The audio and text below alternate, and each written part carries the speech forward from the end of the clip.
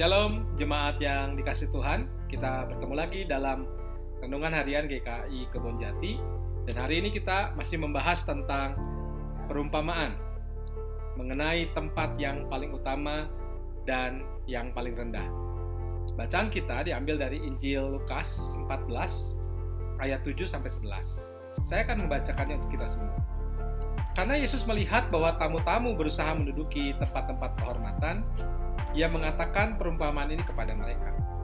Kalau seorang mengundang engkau ke pesta perkawinan, janganlah duduk di tempat kehormatan.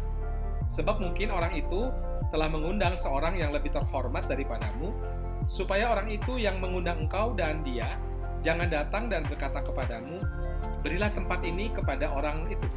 Lalu engkau dengan malu harus pergi duduk di tempat yang paling rendah. Tetapi apabila engkau diundang, pergilah duduk di tempat yang paling rendah. Mungkin tuan rumah akan datang dan berkata kepadamu, sahabat, silakan duduk di depan. Dan dengan demikian engkau akan menerima hormat di depan mata semua tamu yang lain. Sebab barang siapa meninggikan diri, ia akan direndahkan. Dan barang siapa merendahkan diri, ia akan ditinggikan. Nah, saudara, ketika membaca kisah ini, menurut saya kisah ini tidak cocok dengan situasi gereja.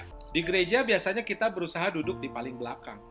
Maka kalau kita lihat, gereja biasanya lebih cepat penuh di belakang dibanding di depan. Duduk di depan biasanya khusus, katanya buat yang terlambat. Begitu biasanya kita bercanda.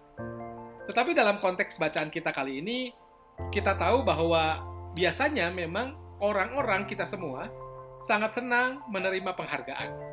Karena itu menunjukkan sebuah bukti dari kemampuan atau kelebihan yang kita miliki. Namun kita mesti berhati-hati. Bisa saja penghargaan membuat seseorang itu menjadi tinggi hati. Nah, dalam perumpamaan ini, Yesus memperingatkan bahwa penghargaan bukan merupakan sesuatu yang seharusnya menjadi ambisi. Tetapi kita mesti memahami penghargaan itu adalah anugerah.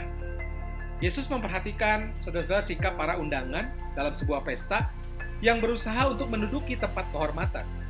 Dengan menempati tempat yang terhormat, maka orang lain akan melihat bahwa mereka adalah orang terhormat. Nah, memperhatikan situasi itu, Tuhan Yesus memberi pengajaran bahwa sikap yang mereka perlihatkan itu adalah sikap tinggi hati yang tidak patut ada pada para pengikutnya. Tuhan Yesus menggambarkan situasi itu dengan sebuah kasus yang tampaknya mempermalukan ketika ada seseorang dengan percaya diri dan bangga menduduki tempat terhormat, padahal tempat itu bukan disediakan baginya. Kebanggaannya meninggikan diri harus dibayar dengan rasa malu di depan umum ketika yang mengundang justru datang untuk mempersilakannya duduk di tempat yang lebih rendah yang semestinya dia duduki. Karena ada orang lain yang lebih terhormat di situ. Nah, dalam hal ini Yesus berkata, sebab barang siapa meninggikan diri, ia akan direndahkan. Dan barang siapa merendahkan diri, ia akan ditinggikan.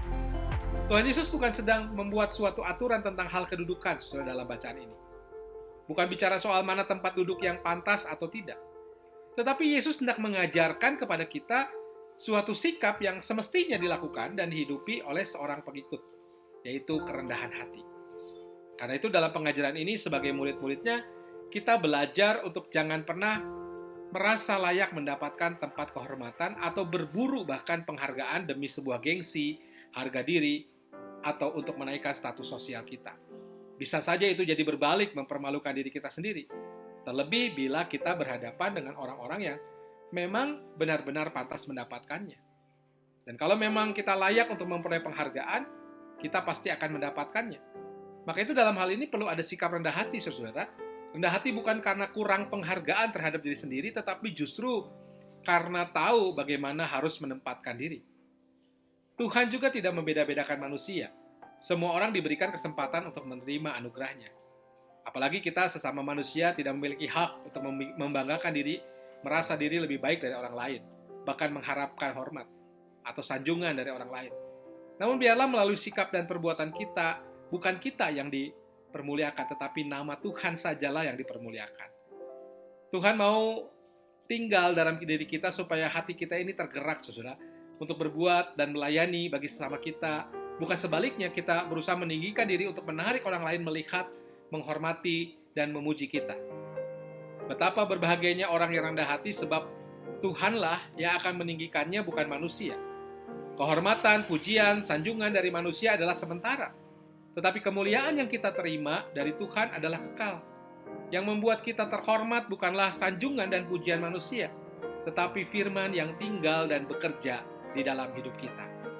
Maka itu kita mesti memahami juga, hari ini ada seorang yang menghormati kita, namun tidak demikian besok. Hari ini ada seorang yang memiliki jabatan, harta, dan kemampuan, dan orang menghormati dan menyanjungnya. Namun semuanya itu juga akan berlalu. Hari ini kita merasa senang dan bangga karena orang menghormati dan menyanjung kita. Namun ingat, besok juga belum tentu. Sikap tinggi hati itu justru akan membawa kita semakin dibawa ke tempat yang paling tinggi untuk terjatuh.